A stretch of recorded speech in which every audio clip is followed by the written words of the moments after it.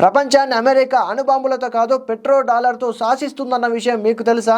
వెనెజువేలా అధ్యక్షుడు Nicolas Maduro arrest తర్వాత petro dollar అన్న పదం బాగా పాపులర్ అయ్యింది. సౌదీ అరేబియా ఆయిల్ ను డాలర్లోనే అమ్మాలని 1971లో అమెరికా మాస్టర్ ప్లాన్ వేసింది. ప్రతిగా సౌదీ అరేబియాకి రక్షణ, ఆయుధాలు, రాజకీయ మద్దతు ఇస్తానని అమెరికా ఒప్పందం చేసుకుంది. తర్వాత ఓపీఈసీ దేశాలన్నీ ఇదే ఫాలో అయ్యాయి.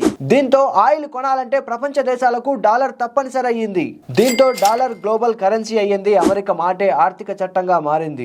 డాలర్ కాకుండా వేరే కరెన్సీలో ఆయిల్ అమ్ముతామని కొన్ని దేశాలు అమెరికాకు ఎదురు నిలిచాయి. అలా ప్రయత్నించిన ఇరాక్ అధ్యక్షుడు సద్దాం హుస్సేన్ కి ఆ దేశంలోనే ఉరిశిక్ష.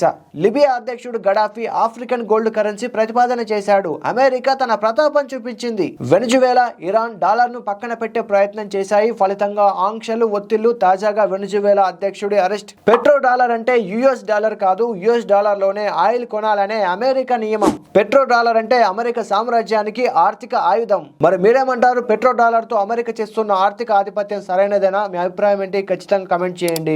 ఈ ఇన్ఫో నచ్చితే ఒక్క లైక్ కొట్టండి. ఇలాంటి ఇంట్రెస్టింగ్ అప్డేట్స్ కోసం మా ఛానల్ సబ్స్క్రైబ్ చేయండి.